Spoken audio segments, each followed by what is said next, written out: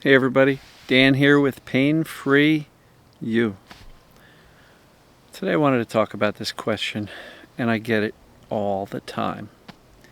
And it's this: my symptoms increased. Why? So, I'll get to that in a minute. Hanging out here behind the house in the shade. Get out of the wind. It's pretty windy today, and I didn't want it making a lot of noise in the microphone. So I'm staring at the side of the house. Wonderful. Giving you guys a better view of the woods behind me.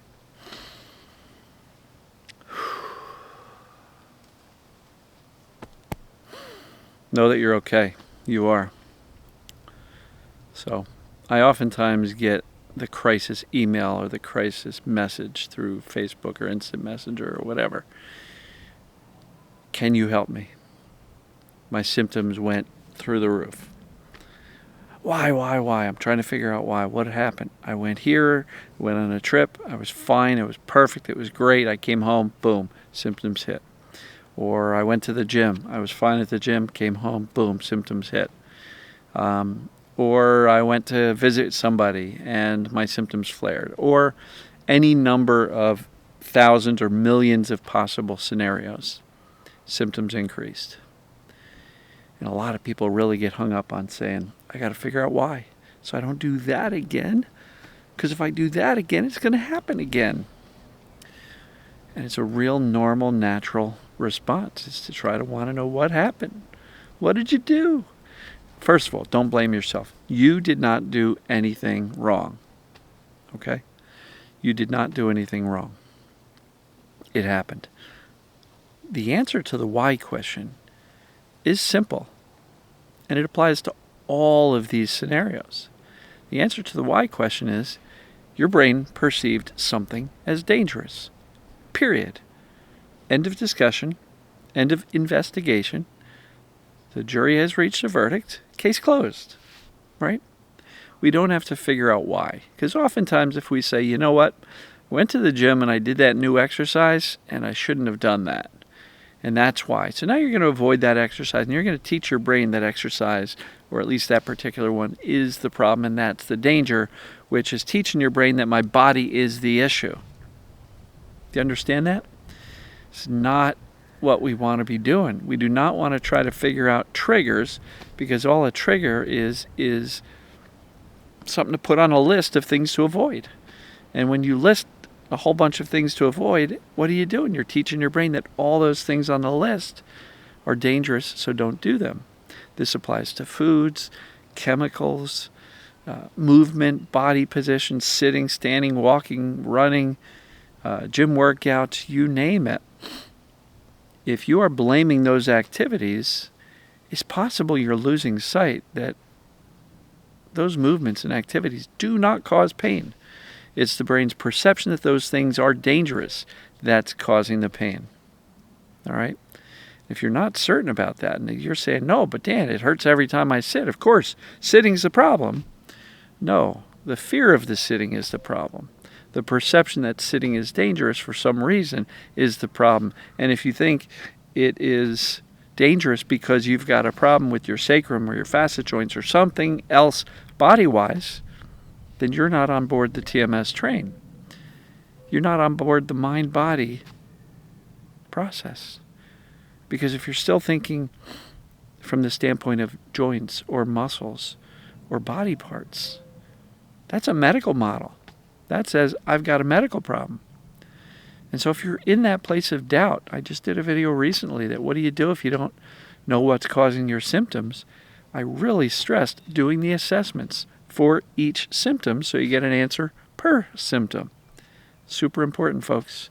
Do it. Is this pdp.com? Take the 19 bullet point assessment. How many true answers do you have? Really important. You got to eliminate doubt, because doubt creates fear.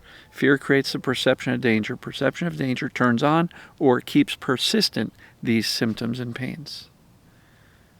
So nothing could be more important than gaining clarity on the actual cause of the symptoms. And then once you have it, accept it, make a commitment that you're not going to waver.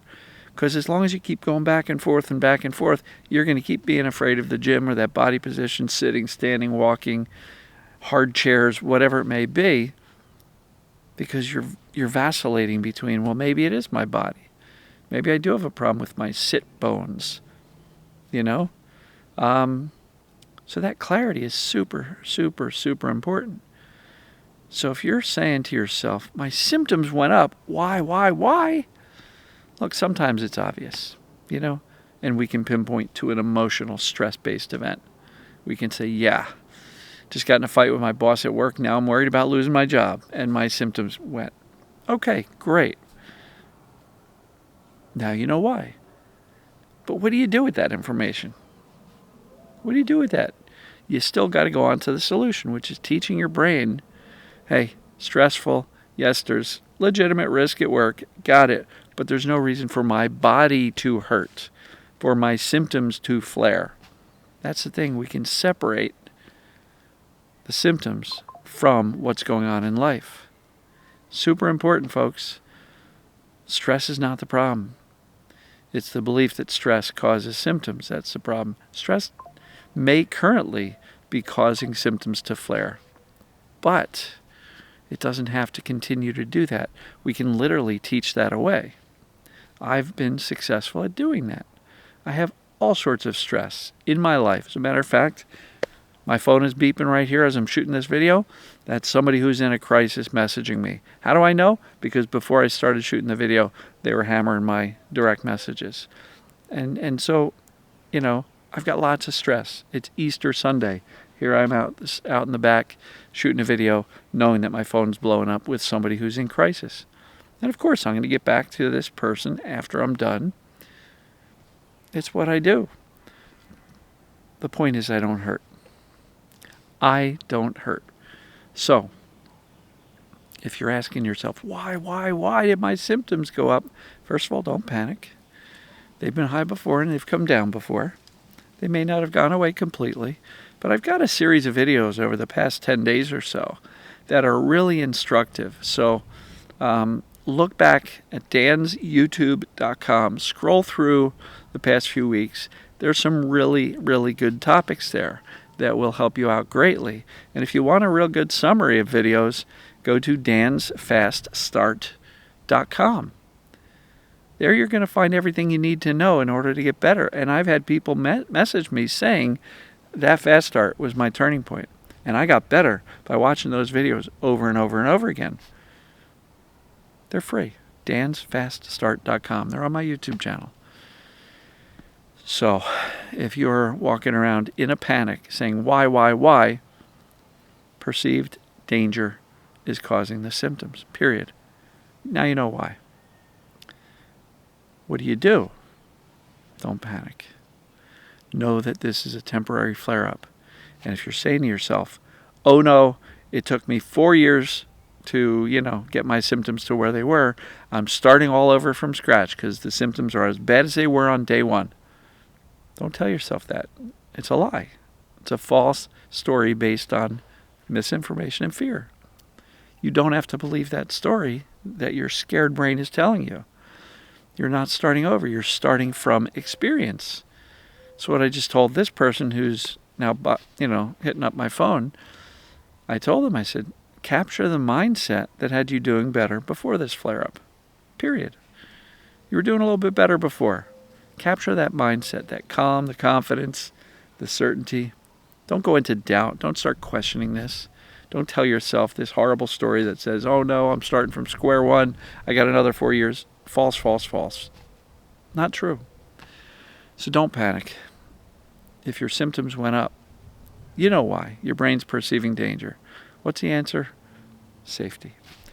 Ask yourself, how can I make myself feel safer in the context of these symptoms and pains?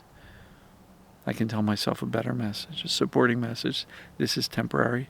I know how this works. I've done this before. I'm going to be just fine. That's safety, right? And I've got a number of videos, how to talk to your brain to end your pain. The number one way to convey safety to your brain is how you respond to the symptoms. If you're in a panic, probably going to delay recovery and have you delay getting back to where you were at baseline. So if you're asking yourself, why, and each one of the whys gets louder and higher in pitch, why? Don't panic. You're in the right place, folks. Perceived danger. It's perceived, not actual danger. That's the thing. And I know how uncomfortable these symptoms can be. They can be really, really rough. But the key is don't panic, because you can do this. I believe in you. I've seen it before. I've seen people go from panic to peace and get better. So if other people can do it, you can too. Don't tell yourself you're too scared to get that done. Don't tell yourself you've got anxiety, you've had it for all your life. Don't tell yourself my health anxiety keeps me freaked out. These things can be changed over time, with practice, with awareness, but you can do it. So I'm going to wrap this up here. I love you all, and as usual, we'll see you tomorrow. Hope you had a good Easter. Love you.